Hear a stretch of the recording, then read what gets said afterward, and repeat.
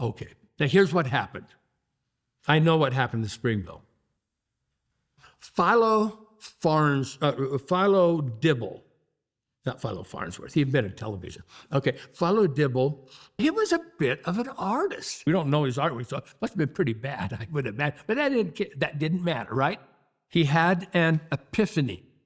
He stuck his cane into the ground on this property, and he said, one day we will raise a gallery to our people. And that was in the 1850s. He dedicated this city for an art gallery. I guess if he was somewhere else, he might have done it there, but he did it here.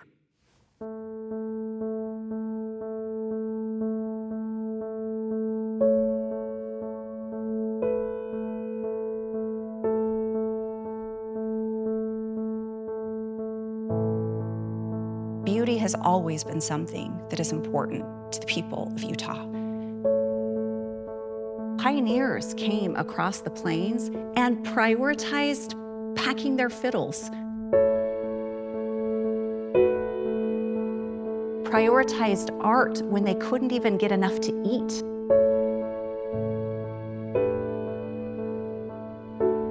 The Utah pioneers came because they were rejected by the United States of America. And ever since that rejection, they have tried really hard to fit back in. Utahns wanted to show the rest of the nation how American they were. So there's these ideas permeating progressive era Utah about beauty as a way to improve societies, to improve communities, and art was part of that. They really did adopt this culture of fine arts, theater, education. Here are these great ideals. We are going to build something that will lift all of us to a level of virtue and intelligence that will eclipse any civilization that came before us.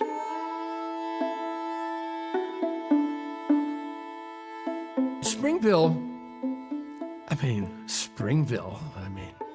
there was nothing here that would make Springville anything more important than Spanish Fork or Payson or whatever. John Hafen was a painter. He moved to Springville. He was an Emersonian who talked about beauty and grandeur and God in all things, and how art was the encapsulation of that. Cyrus Dallin grew up in Springville, known in Europe and America as one of our best sculptors. He's in every art book on American art for the 19th century. Two very important Utah artists. They both went to Paris to study art. And then they were bringing back with them all of that culture, and they felt a burden to promulgate that among the citizens, and they became instant heroes. They were celebrities. John Hafen said, art is not a luxury, art is a necessity. And as a necessity, we're going to have it here in Springville. There's this group of community members who start what's called the Springville Art Movement. They decided to get original works of art for the kids. Hafen and Dallin in 1903 donated a sculpture of Paul Revere and a painting called Mountain Stream. The idea was you give them art and you teach them beauty. And so the high school students began collecting art.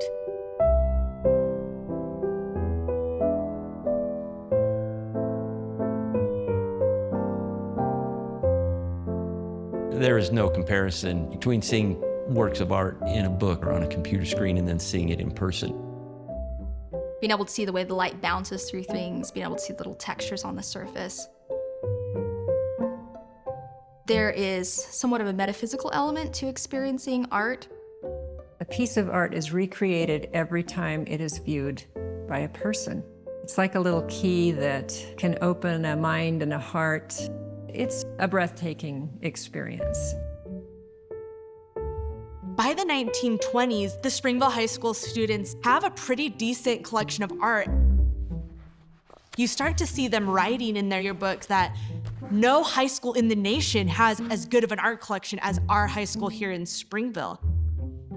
They have this idea to start hosting an annual art exhibit. This was a way to get really incredible pieces into their collection. They said, let's have a show. We're big enough. We're strong enough. And we can buy out of our own show. In 1922, they host their first annual art exhibit in the halls and auditorium of the high school. Everybody had a job. They got out of class for it. I mean, why not? They have them help uncrate them, hang them on the wall, decide what goes where.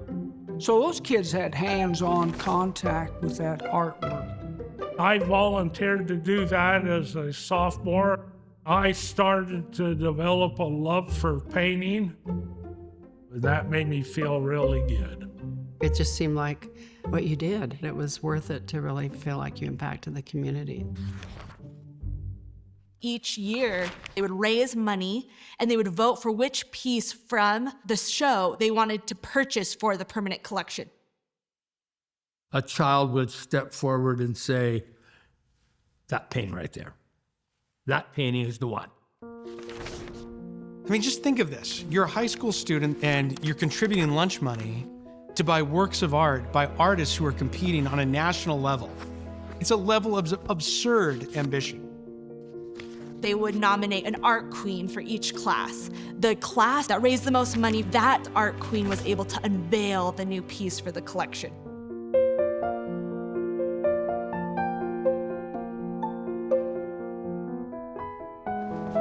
The collection grew, and it grew, and it grew, and the exhibition grew. Very few young people have that degree of importance attached to what they're doing. The students continued to be so invested because it is something that they were just incredibly good at.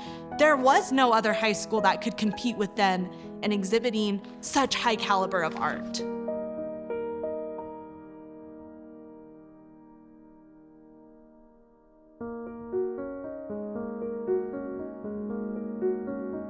Why would anybody in their right mind send a valuable painting to a high school in the wilds of the West because May Huntington asked them to do it? Not an artist, she was the English teacher. May Huntington was a devotee of John Hafen and Cyrus Downer. So she continued that same vision about how art is a necessity. She takes on this art movement as kind of her baby. She's writing articles, sending them to national publications. How many letters did May Huntington write a year? Call for entries to the dealers, to the artists, all by hand, all on her own, till midnight every night. Every night. Day in, day out, year in, year out, for 30 years. I think it is kind of this magic moment where you have all the right pieces in place, where you have these students who are excited about it and proud of this program. You have a faculty member who's willing to help the students. The salon just takes off.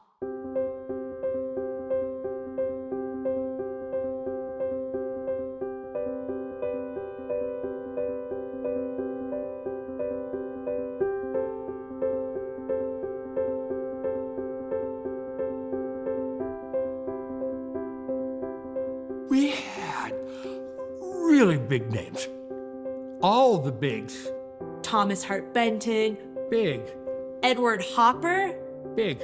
Georgia O'Keeffe, Big. and Maynard Dixon, Big. Walt Disney, and Norman Rockwell. Big. The Springville show became the biggest national show between Kansas City and San Francisco.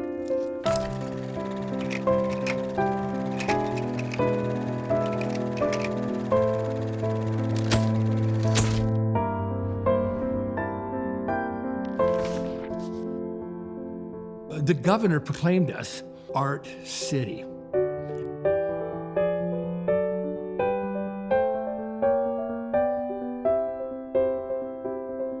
Over time, there became an increasing need to have a building to house this all.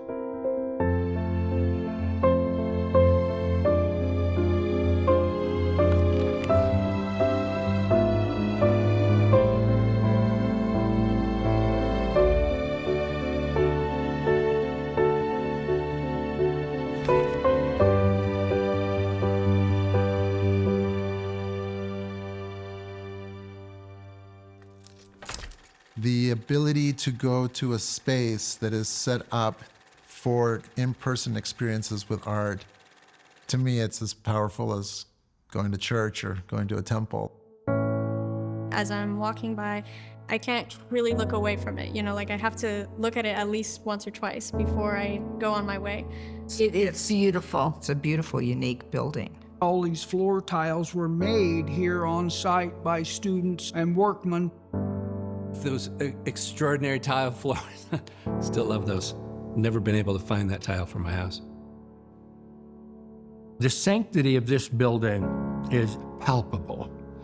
It just rubs off, you know, the venerability of the walls. I love the smell of the museum. I love everything about it. The floors, the walls, and the art. Okay. As soon as you walk into the museum, you know that there's so much meaning and so much purpose to every piece in here. You find yourself getting lost in it. I just remember kind of whirling around, looking at the art and kind of just the open spaces.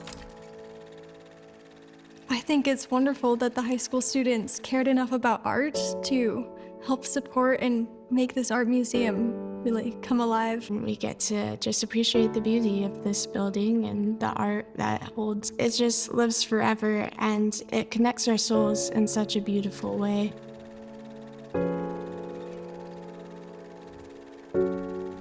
Has it really been 100 years that they've done the Spring Salon? Oh my heavens. There's no way you could tell, but how many lives have really been changed by knowing and having art involved in their life? This tradition is so embedded, not only in this community, but now in Utah. The salon continues to be that touchstone for artists. The Spring Salon is an institution. I think it was finally my 7th attempt I got in, and I was elated. Boosted my confidence as an artist, helped me to feel a little more legit and a little less of an imposter.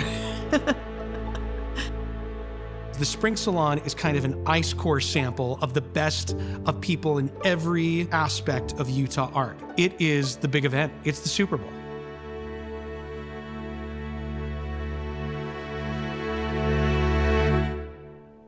A 100 years. It's a long time.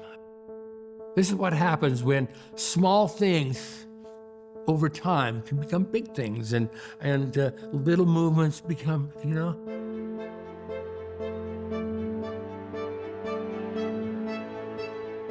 I have thought at times that if a society doesn't value art, it is very hard to convince them that they need to. Springville has probably more art in their homes per capita than anywhere else I know. That's why we're known as Art City. That's why we have this museum. If the students didn't get excited about it, it wouldn't have happened. They somehow knew that everything that they were doing was just so important and would provide a sense of purpose to the future. They knew we will be footnotes, and this is what we'll be remembered for. the art that's being shown in the Springville Museum of Art. This idea that purifying young minds through good, beautiful things really does make a huge difference in the whole community. That is not something that just happens by chance. That happens because this is a culture who has empowered them.